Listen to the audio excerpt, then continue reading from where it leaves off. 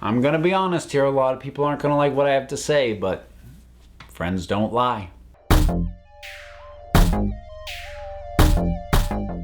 Stranger Things 2. Last time that I checked in with you folks, I had finished the first 4 episodes. I have now finished the back 5. I've seen all 9 episodes.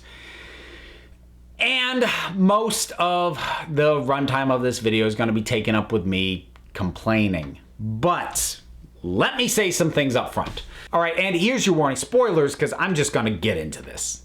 It's not bad. And actually, if I did not have to, by its nature, compare this to Stranger Things Season 1, if this existed in more of a vacuum, I'd probably love it. Unfortunately, there's no way for me to not compare it to Stranger Things Season 1, and by that measure, there's a lot that I feel let down by, that I feel disappointed by, that I feel is missing, and all, this is all stuff that I'll get into as we go along. But there is nothing truly wrong with this season.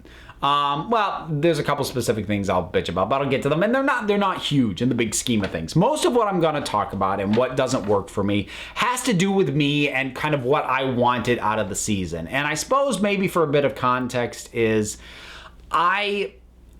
Here's a good point of reference, I think, because I've seen I've heard the comparison made that in some ways Stranger Things 2 is the aliens to Stranger Things 1.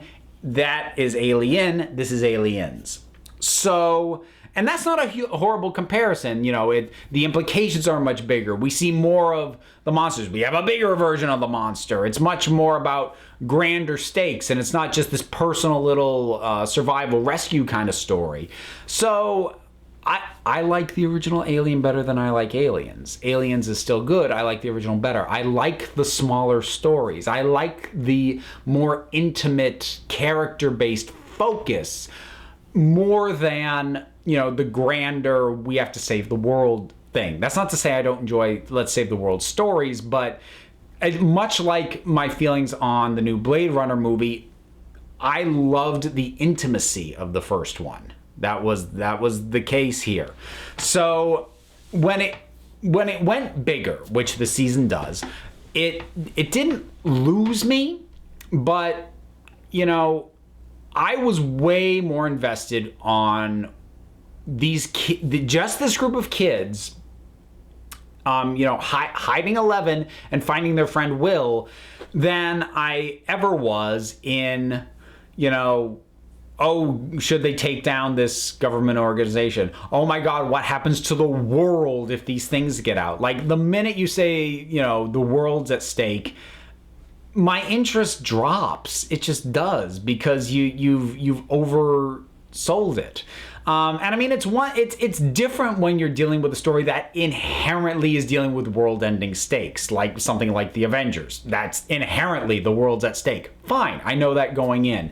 But when you start with smaller, intimate, personal, character-based stakes, and they go, and the world's in danger, I'm like, I don't care. That doesn't up the stakes for me.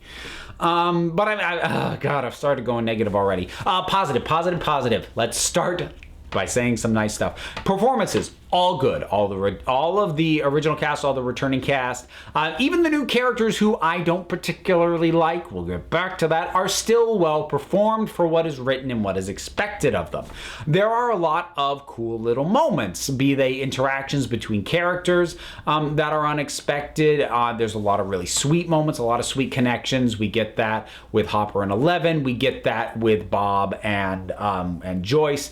There's a lot of those kinds of things across the show. I think Dustin is particularly adorable, as much as some of his actions annoyed me, but Lucas called him out on the very things that he did that ticked me off, so I felt slightly vindicated, and it kind of relieved the tension a little bit as far as that went.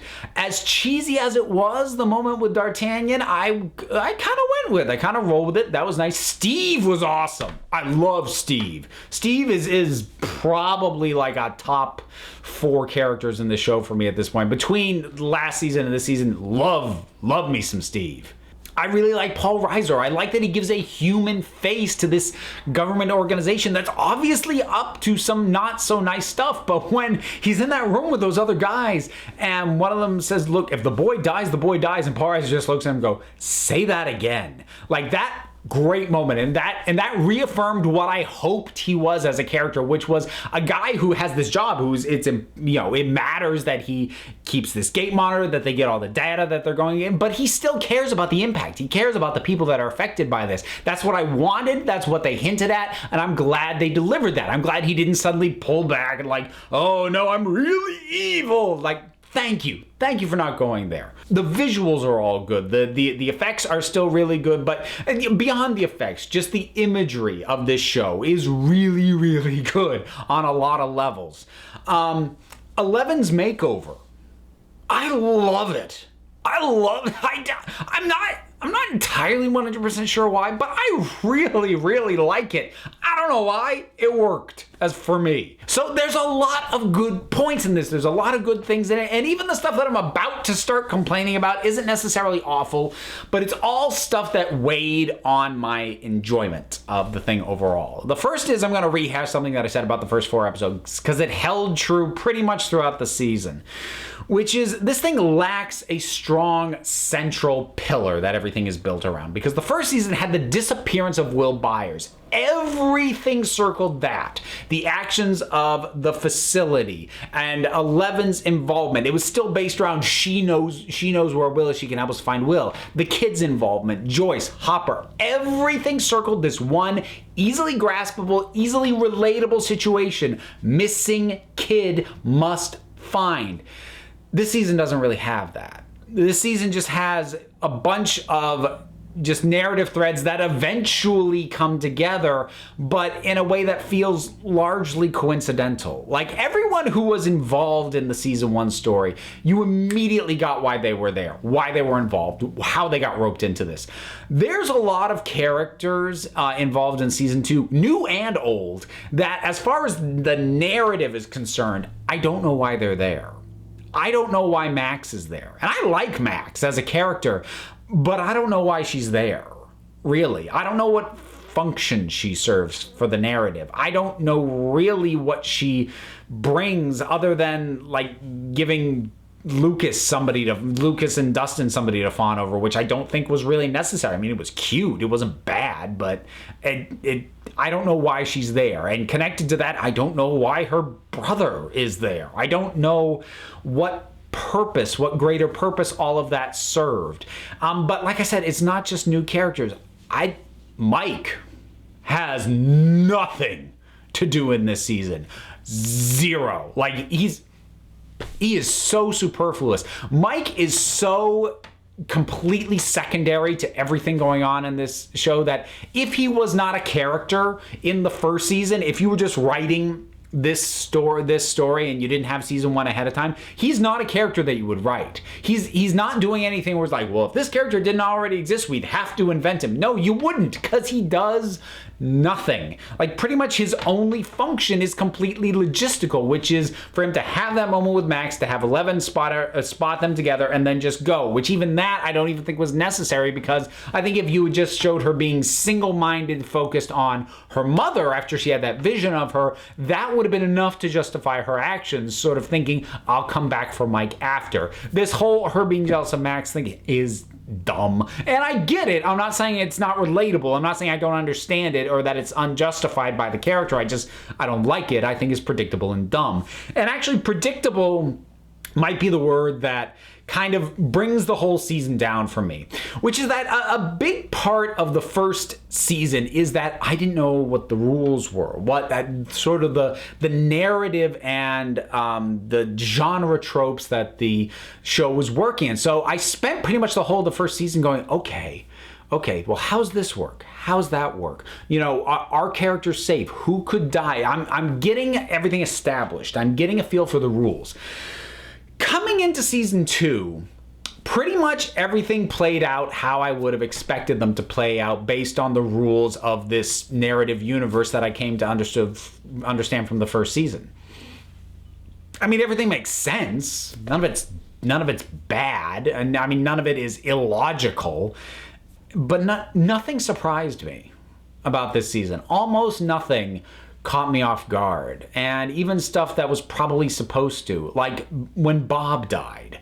Like, I called that. I called that in advance, and then I counted down to it. I called it to the second. So I knew once he volunteered to go down and fix the breakers, I'm like, oh God, he's Mr. Arnold in Jurassic Park. But I mean, just functionally, he is fulfilling a very tried and true role. Oh, he's the guy who's going to make it possible for everyone else to escape, but once he's done that, there's no need for him anymore, so he dies. That's always what happens. It's what happened with Jurassic Park. It's what happened with friggin' Michael Rappaport's character in Deep Blue Sea. It's a very tried and true trope.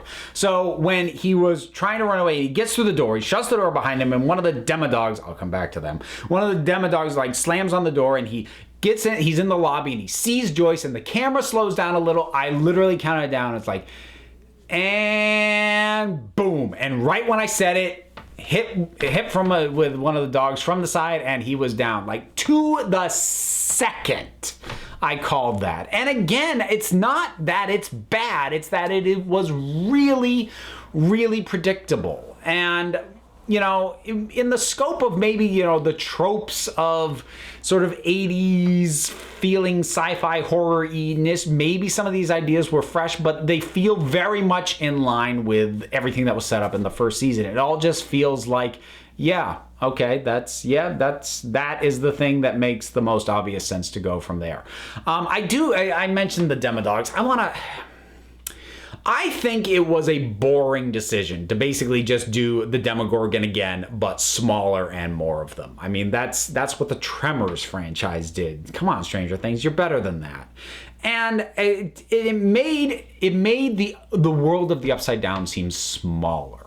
Because now the Shadow Monster, that was a good call. That was a good scaling up. It had a look that was consistent with the world of the Upside Down, but it wasn't just a big Demogorgon. It was a whole other thing.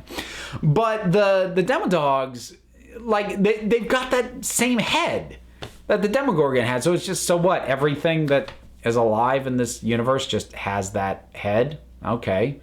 That's boring. Like, I would have been way more interested if it was a completely different design on these things. And it was good for one singular moment, which was, you know, showing the reveal. And then, you know, it made it clear to Dustin more or less, you know, where this thing came from and what it was about. So I kind of get it. But it just makes the Upside Down feel smaller, makes it feel more limited. It's no longer this you know, vast, just expansive wasteland with who knows what's there. Now it's like, oh, it's a bunch of things with heads that go like that and this one giant shadow monster. All right. Or at least that's what it feels like. It didn't really feel like they made the Upside Down bigger. It feels like, in a way, it now feels more limited than it did in the first season. And now this last thing or probably not last thing, but this next thing, I know that I am in the minority on this. And while I haven't sought out other people's full reviews, and I've made a point of not really absorbing everything, there's one thing that I know, that I found right off, seems to be a pretty much universal agreement. Nobody likes episode 7. But guess who has 2 thumbs and likes episode 7? This guy! I liked episode 7 a lot. It's not my favorite episode of the season. I'm not going to go that far, but you know what? There were a lot of things I liked about that episode. Now, before I get into it, I will say the primary complaint, so far as I could tell, without like diving into reviews, like I said, I was avoiding those. The primary complaint seemed to be people felt it broke up the flow of the season. And I get that, and I can't really argue against that. I suppose what I can say is it didn't bother me because the cliffhangers weren't really grabbing me. The only one that did, the episode 3 cliffhanger where the shadow monster just kind of pours into Will, like that. Okay, like I'm like, I don't know what's going on right there, and that was one of the few moments of the show that really did surprise me. But it's like, I don't know what's going on there. I don't know what's going to happen next. That was one of the few times where like I didn't just go to the next episode because I'm like, how many more can I get in so I can try and finish the season off? I was like, I had only planned to do the first 3 episodes. I was planning to go to bed. Then I saw that, I'm like, oh, I need to see what's next. But that was the only time that really happened for me. So the cliffhanger ahead of episode 7, is the demodogs coming out of the hole. I'm like, well, I knew they were going to come out of that hole. I always knew that they were going to come out and overrun the facility, because that's what always happens. So that was going to happen. So I wasn't on the edge of my seat. Oh my God, what happens next? Because that point in the story, I'm like, well, of course we're here. I knew we were going to get here. So I was totally okay with a divergence from that. Now, again, episode 7 is no great piece of work. I actually think there's a lot of aspects of it that are really goofy. I mean, how much product is in that guy's hair? I just want one time when there's a character with that spiky a mohawk. I want to see what they look like first thing in the morning before they put anything into it. It's just this mess on their head. Just one time I want to see that. But I kind of like the dynamics of the characters. I really liked this new character. Oh God, I've forgotten her name again. But she had the tattoo. And 11 or Jane, I'll still call her 11. Referred to her as sister. I found her interesting. Found her backstory interesting. I like that she had a different skill than 11 had. I found and I kind of called that 11 was going to chicken out of the killing these people once that was established what they were doing. Because initially I thought maybe, oh well, they'll start taking advantage of her, she'll go down a bad path, but they're very upfront with her about what it is they do, and they're like, we're gonna kill these people, and 11 agreeing to that, and I'm like, I bet you she's gonna chicken out. But the moment still rang very true to me of her seeing that picture and realizing the kids are there and stopping that other girl from taking this guy's life. I thought it played all really interesting, and more to the point, it felt like it was because it was a different setting with different characters and taking the story in a different direction. It didn't feel like, oh, this is all logical from what I saw last season. This felt like it was establishing a new set of rules for the world as it exists outside of Hawkins, that there is more going on and it's bigger. And it laid also the hint of Matthew Modine's character, of Papa possibly being alive. I don't know how I feel about that. Depends on the explanation. But honestly, I find that to be a much more interesting thread to pull on and go further on than ever seeing the shadow monster again. I'm not sure I really care about that. But I liked episode 7. I'm sorry, I did. But, overall, my feeling of the show is just one of disappointment. It's not bad. I'm not angry. It's not, second half of Defenders or anything like that. I don't get ticked off about it, but it's just not as good. It's not as strong. It's not as compelling. It's not as gripping. It's not as focused.